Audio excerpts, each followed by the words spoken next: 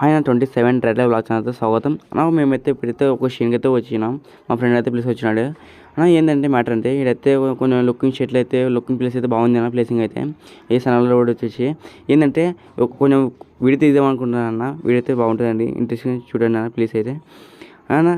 ఇదైతే నా పక్కన అది చెట్లతోనే తీస్తాను వీడియో అయితే నా చెట్లు